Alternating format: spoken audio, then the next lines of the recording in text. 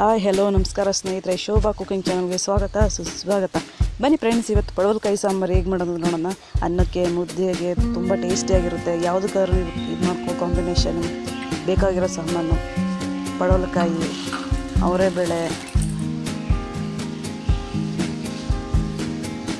ಕಾಯಿ, ಕೊತ್ತಂಬರಿ ಸೊಪ್ಪು, ಪುದೀನ, ಶುಂಠಿ, ಗೆಡ್ಡೆಯಷ್ಟು ಬೆಳ್ಳುಳ್ಳಿ, ಈರುಳ್ಳಿ, ಕಡಲೆ, ಚಕ್ಕೆ ಲವಂಗ, ಸ್ವಲ್ಪ ಗಸಗಸೆ,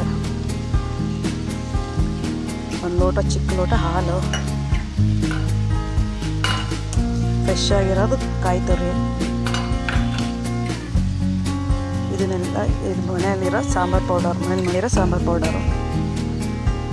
ಸೊ ಈಗೆಲ್ಲ ಇದನ್ನು ಪೇಸ್ಟ್ ಮಾಡ್ಕೊಳ್ಳೋಣ. ತೊಗೊಂಡಿರೋ ಐಟಮ್ಸ್ನ ಕಾಯಿ ತುರಿ, ಕಡಲೆ, ಚಕ್ಕೆ ಲವಂಗ, ಕೊತ್ತಂಬರಿ ಸೊಪ್ಪು, ಸ್ವಲ್ಪ ಪುದೀನ,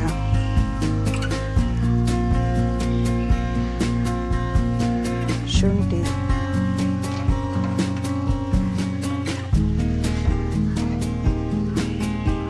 ಬೆಳ್ಳುಳ್ಳಿ,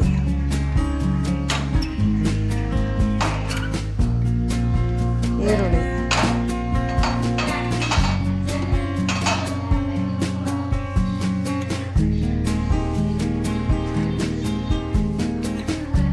ಗಸಗಸೆ,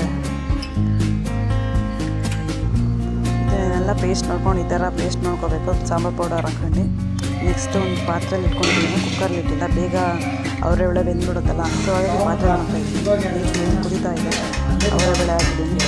10 ನಿಮಿಷ ಇದನ್ನು ಅಂದರೆ ಫುಲ್ ತುಂಬ ಬೇಯಿಸ್ಕೋಬೇಡಿ, ಸ್ವಲ್ಪ ಅರ್ಧ ಬೇಯಿಸ್ಕೊಳ್ಳಿ. ಬೇಗನೆ ಬೆಂದ್ಬಿಡುತ್ತೆ. ಒಂದು 10 ನಿಮಿಷ ಬೇಯಿಸ್ಕೊಂಡೆ ನಂತರ ನೋಡಿ ಕುದೀತಾ ಇದೆ. ಈಗ ಪಡವಲಕಾಯಿ ಹಾಕಿ ಇದು ಒಂದು 10-15 ನಿಮಿಷ ಚೆನ್ನಾಗಿ ಬೇಯಿಸ್ಕೋಬೇಕಾಗುತ್ತೆ.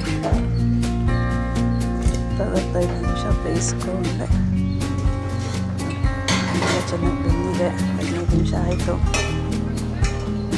ಬೆಂದಿದೆ. ಈಗ ನಾವು ರುಬ್ಕೊಂಡಿದ್ವಲ್ಲ ಆ ಮಸಾಲೆನ ಹಾಕೋಣ. ನೋಡಿ ಯಾವ ಥರ ಇದೆ ಮಸಾಲೆ. ಅನ್ನಕ್ಕೆ, ಮುದ್ದೆಗೆ, ಪೂರಿ, ಚಪಾತಿಗೂ ಕೂಡ ಕಾಂಬಿನೇಷನ್ ಆಗುತ್ತೆ. ನಿಮ್ಗೆ ಯಾವುದಕ್ಕೆ ಬೇಕೋ ಅದಕ್ಕೆ ನೀವು ನೀರು ಹಾಕ್ಕೊಂಡು ಉಪ್ಪು ಹಾಕ್ಕೊಂಡು ಸೇರಿಸ್ಕೋಬೋದು.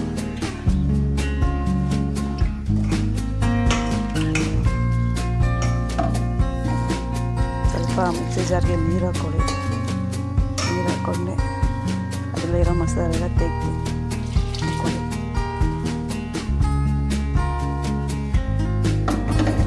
ಸಾಂಬಾರು ಯಾವುದಕ್ಕೆ ಬೇಕೋ ಅದಕ್ಕೆ ಮಾಡಿ. ಸ್ವಲ್ಪ ಗಟ್ಟಿ ಇದ್ದರೆ ಚಪಾತಿ, ಪೂರಿಗೂ ಸ್ವಲ್ಪ ಕಾಂಬಿನೇಷನ್ ಚೆನ್ನಾಗಿರುತ್ತೆ. ಮೀಡಿಯಮ್ ಆಗಿದ್ದರೆ ಮುದ್ದೆ, ರುಚಿಗೆ ತಗಷ್ಟು ಉಪ್ಪು.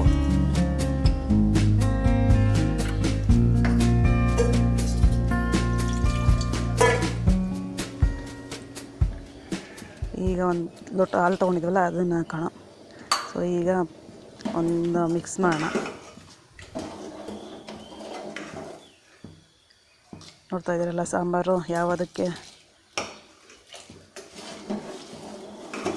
ಈಗ ಪ್ಲೇಟ್ ಮುಚ್ಚಿ ಒಂದು 10-15 ನಿಮಿಷ ನೋಡೋಲ್ಲ ಫ್ರೆಂಡ್ಸ್ ಸಾಂಬಾರು ಯಾವ ರೀತಿ ಮಾಡೋದು ಅಂತ. ಈ ವಿಡಿಯೋ ಇಷ್ಟ ಆದರೆ ಲೈಕ್ ಮಾಡಿ, ಸಬ್ಸ್ಕ್ರೈಬ್ ಮಾಡಿ, ಕಮೆಂಟ್ ಮಾಡಿ, ಶೇರ್ ಮಾಡಿ. ಮುಂದೆ ತುಂಬ ಈ ಥರ ವಿಡಿಯೋಗಳು ಬರ್ತಾ ಇರುತ್ತೆ. ನೋಡಿ ಸಪೋರ್ಟ್ ಮಾಡಿ ಫ್ರೆಂಡ್ಸ್. Thank you.